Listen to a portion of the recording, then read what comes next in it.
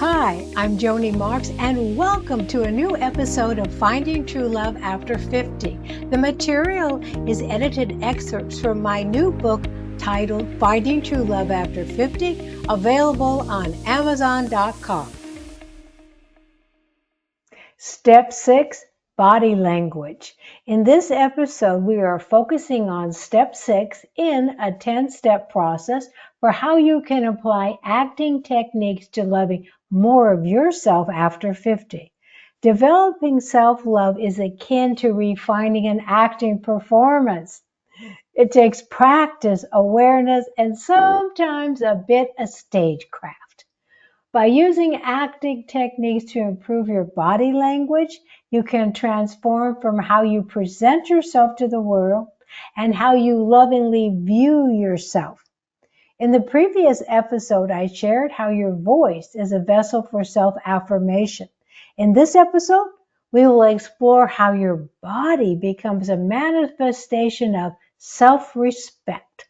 Together, they create a powerful performance of self-love that deserves a standing ovation in the theater of everyday life after 50.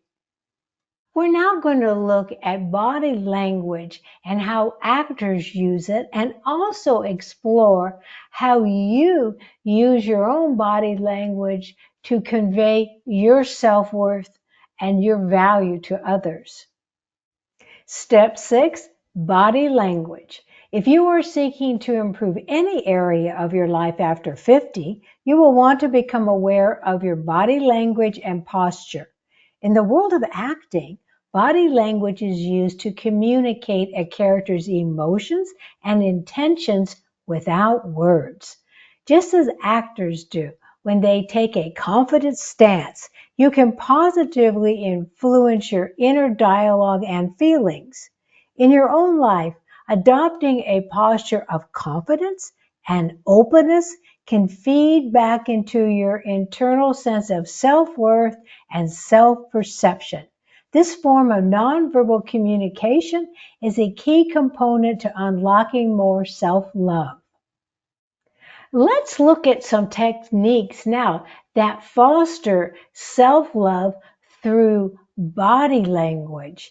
And before we get started in this next phase, I want to share a story with you about myself and how important I personally feel body language is as an actor. But in my personal life, I want to share this story. When I was very young, I started my business when I was very young, and I went to factories that were in Asia.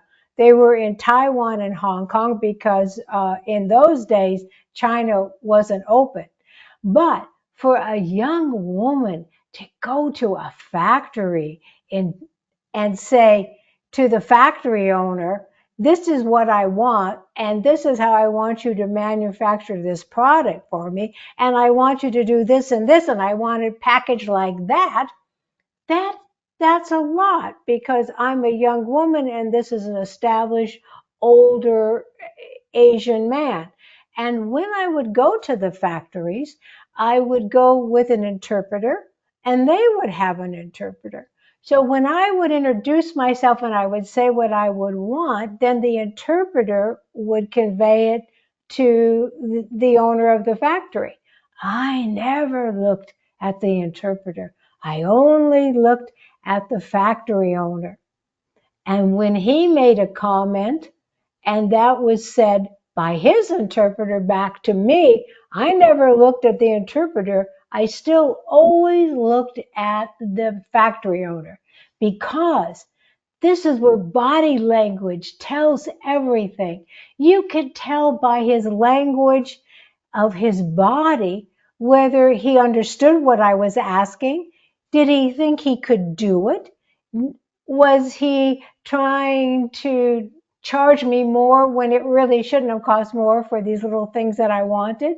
And so it gave me a key as to how our negotiating and how the conversation was going, even though I didn't speak Chinese and he wasn't speaking English. But that's how I did it, by watching how he stood, by watching his eye movements.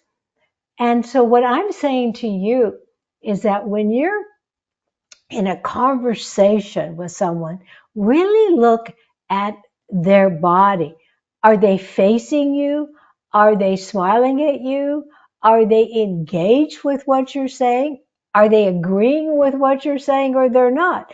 And if it's something that's important to you and you see that they are not agreeing with you, then you can adjust your body language to be more open and calmer and very forcefully, but in a respectful way, get across your point, and then you can see how the relationship is going by their body language.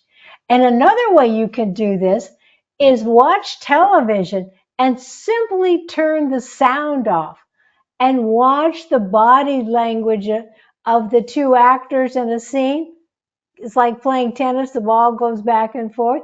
You will find that an amazing awareness of how important body language is, and how in reality, in many situations, you get more information from that than you actually do from the words.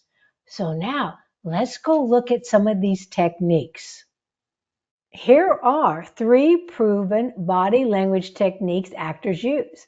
When adjusted for your personal life and done with a mindful approach to self-love, these can help you cultivate a more confident and loving way to engage in nonverbal communication. The first one, power pose. Adopt poses that convey power and confidence. Standing erect with your head up and your shoulders back, or sitting without crossing your arms and your legs, which are a very defensive pose, and you're cutting yourself off from these other people. So when you don't do that, these poses can boast and improve feelings of self-assuredness. 2, role playing. Engage in role-playing exercises where you can adopt the persona of someone with immense self-love. Notice how your voice and body language change. Be sure to journal about the experience. 3, mindful movement. Take up activities like yoga or Tai Chi that encourage graceful, intentional movements.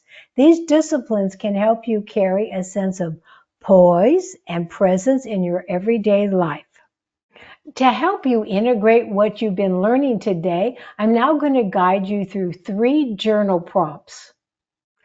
Create time after this episode to journal your answers to the following questions. 1, posture reflection. What does your posture say about your self-confidence? In moments of strong posture, what differences do you notice in your mood and self-perception? 2, body movement. What activities make you feel graceful or powerful in your body? How can you incorporate these movements into your daily routine? And 3, nonverbal communication. In social settings, what nonverbal cues do you give that reflect your self-esteem? How can you adjust these to better reflect the self-love you want to cultivate within yourself? Thank you for joining me for this episode. And to order a copy of my new book, Finding True Love After 50, visit Amazon.com. And if you haven't subscribed to my YouTube channel, I invite you to please do so. And until you and I meet again, remember every morning, look into your mirror, smile at yourself, and say, I am my own best friend. For I came into this world to be myself. For that I came. Thank you, and all my best. How can Joni Marks help you overcome loneliness and live your best life after 50? By ordering Joni's new book, Finding True Love After 50, subscribing to Joni's popular YouTube channel, enrolling in Joni's acclaimed online courses at udemy.com, and subscribing to Joni's podcast, Finding True Love After 50, on all major podcast platforms. If you host or produce a podcast, arrange an engaging interview with Joni by emailing her today at joni@jonimarks.com.